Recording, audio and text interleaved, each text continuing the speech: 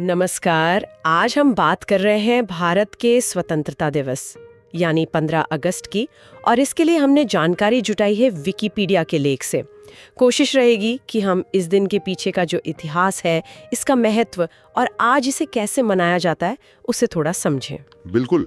और ये सिर्फ एक छुट्टी का दिन नहीं है, ये एक देश के बनने की कहानी है, उसके संघर्षों की और काफी पेचीदा इतिहास की भी। देखेंगे कि ये 15 अगस्त की तारीख कैसे तय हुई और उस समय उसके मायने क्या थे। सही। देखिए, आज़ादी की लड़ाई तो बहुत लंबी चली। 17वीं सदी में जब यूरोपीय व्यापारी आए, फिर 1857 का संग्राम, और फिर 1885 में इंडियन नेशनल कांग्रेस बनी, जिसने इसे एक संगठित रूप दिया। हाँ, और फिर गांधी जी आए। उनके अहिंसक आंदोलन, असहयोग, सविनय अवज्ञा, इनसे स्वशासन की मांग को जबरदस्त ताकत मिली। पर यहाँ एक बड़ी दिलचस्प बात पता चलती है कि पहले स्वतंत्रता दिवस 26 जनवरी को मनाने का फैसला हुआ था। ये क्या था? हाँ, ये जरूरी पॉइंट है। 1929 में लाहौर में कांग्रेस का सेशन हुआ था।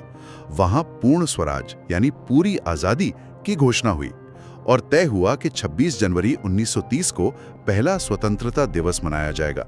ये अंग्रेजों पर दबाव बनाने और लोगों में जोश भरने का एक तरीका था। अच्छा, तो ये प्रतीकात्मक था। हाँ, बिल्कुल। और ये कुछ साल मनाया भी गया, पर असल आजादी तो बाद में मिली, जैसा हम जानते हैं। तो फिर 15 अगस्त कैसे? अगर 26 जनवरी का इतना महत्व था, तो ये बदलाव क्यों? देखिए, सेकेंड वर्ल्ड वॉर के बाद ब्रिटेन की हालत थोड़ी पतली हो गई थी और भारत में आजादी का आंदोलन बहुत तेज था। प्रधानमंत्री एटली ने पहले तो कहा था कि जून 1948 तक सत्ता सौंप देंगे। हाँ? लेकिन फिर लॉर्ड माउंटबेटन आए, आखिरी वाइसरॉय। उन्होंने यहाँ आकर हालात देखे। कांग्रेस और मुस्लिम लीग के बीच तनाव बढ़ रहा था, विभाजन की बात तेज हो रही थी। तो उन्होंने महसूस किया कि जल्दी करना होगा और उन्होंने तारीख आगे खींचकर 15 अगस्त 1947 कर दी। सिर्फ हालात की वजह से? वो मुख्य कारण था। पर एक और बात है, 15 अगस्त को द्वितीय विश्व युद्ध में जापान के सरेंडर की दूसरी सालगिरह भी थी, तो शायद माउंटबेटन के लिए ये तारीख सिंबॉलिक भी रही हो। ओह अच्छा, ये कनेक्शन तो मैंने सोचा ही नहीं था। हाँ। तो आजादी तो मिली, लेकिन साथ में विभाजन का दर्द भी।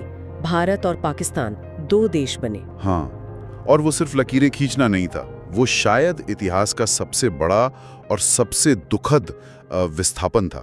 लोगों का अपनी जड़ों से उखड़ना। कितने लोग प्रभावित हुए थे अंदाजन? आंकड़े बताते हैं करीब 1.5 करोड़ लोग, 1.45 करोड़। लगभग 72 लाख मुसलमान भारत से पाकिस्तान गए और उतने ही हिंदू और सिख पाकिस्तान वाले हिस्से से भारत आए। 1.5 करोड़, ये तो बहुत बड़ा नंबर है। और इस दौरान खासकर पंजाब और बंगाल में जबरदस्त सांप्रदायिक हिंसा हुई, लाखों लोग मारे गए। बहुत ही भयानक मंजर था वो। एक तरफ आजादी का जश्न और दूसरी तरफ ये सब। बिल्कुल, इसीलिए कहते हैं ये खुशी और गम का मिला जुला पल। सुना है जब दिल्ली में आजादी का ऐलान हो रहा था, गांधी जी उस समय कलकत्ता में थे। हाँ, वो वहाँ दंगों को शांत करने की कोशिश कर रहे थे, अनशन पर थे, वो जश्न में शामिल नहीं थे। और दिल्ली में क्या हो रहा था उस रात, 14 अगस्त की रात? 14 अगस्त की आधी रात को दिल्ली में कॉन्स्टिट्यूएंट असेंबली यानी संविधान सभा का एक स्पेशल सेशन हुआ। अध्यक्ष थे डॉक्टर राजेंद्र प्रसाद। और वहीं पर भारत के पहले प्रधानमंत्री जवाहरलाल नेहरू ने वो मशहूर भाषण दिया, ट्रिस्ट विद डेस्टिनी। हाँ, नियति से वादा। उसकी शुरुआती लाइनें तो आज भी याद है। आधी रात के घंटे के साथ जब दुनिया सो रही होगी, भारत जीवन और स्वतंत्रता के लिए जागेगा। बिल्कुल। और उन्होंने उस भाषण में गरीबी, अज्ञानता, बीमारी, असमानता, इन सब को मिटाने का संकल्प लिया था। बहुत ही भावनात्मक और विजनरी भाषण था वो। कहते हैं 20वीं सदी के महान भाषणों में से एक है, माना जाता है। और फिर अगली सुबह 15 अगस्त को नेहरू जी ने लाल किले से पहली बार भारत का झंडा फहराया। और वो परंपरा आज तक चली आ रही है। हर साल प्रधानमंत्री लाल किले से देश को संबोधित करते हैं। हाँ बिल्कुल, वो मुख्य राष्ट्रीय समारोह होता है, 21 तोपों की सलामी दी जाती है, परेड होती है और पूरे देश में लोग झंडे फहराते हैं, देशभक्ति के गाने सुनते हैं, और हाँ, पतंगबाजी। दिल्ली और गुजरात में तो खास तौर पर। अरे हाँ, वो भी एक जरूरी हिस्सा बन गया है। राष्ट्रीय स्तर के अलावा राज्यों की राजधानियों में, जिलों में, स्कूलों, कॉलेजों में भी कार्यक्रम होते हैं। और विदेशों में जो भारतीय रहते हैं वो भी इसे बड़े उत्साह से मनाते हैं। अमेरिका में तो कई जगह इंडिया डे परेड होती है। हाँ, वो तो है। लेकिन ये भी ध्यान रखना जरूरी है कि इतने बड़े जश्न के साथ सुरक्षा की चिंताएं भी जुड़ी रही हैं। अच्छा, किस तरह की? इतिहास में कुछ अलगारवादी समूहों ने बहिष्कार की या हमलों की धमकियां दी हैं। इस वजह से खासकर दिल्ली और दूसरी बड़ी जगहों पर सुरक्षा बहुत कड़ी कर दी जाती है इस दिन। ये बात भी सही है।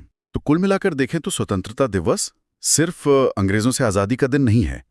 ये उस पूरी प्रक्रिया का, जिसमें विभाजन का दर्द भी शामिल है, और एक नए देश के बनने के संकल्पों का भी प्रतीक है। सही कहा। और जब हम आज वो झंडा फहराते देखते हैं या वो गाने सुनते हैं तो सोचना पड़ता है। नेहरू ने जो कहा था नियति से वादा भाषण में, हर आंख से आंसू पोंछने का सपना, गरीबी, अज्ञानता, असमानता मिटाने का, आज़ाद भारत की ये जो 75 साल से ज़्यादा की यात्रा है, वो हमें उन सपनों की कितने करीब लाई है। बिल्कुल। ये सवाल आज भी उतना ही प्रासंगिक है जितना शायद 1947 में था। सोचने वाली बात है। हेलो दोस्तों, तो कैसे लगी हमारी ये वीडियो? कमेंट करके ज़रूर बताएं, और अच्छी लगी हो तो लाइक करें, सब्सक्राइब करें, बेल आइकन दबाना ना भूलें ताकि हमारी वीडियो जल्द से जल्द आप तक पहुँचे, और अपने दोस्तों को भी शेयर करें। धन्यवाद।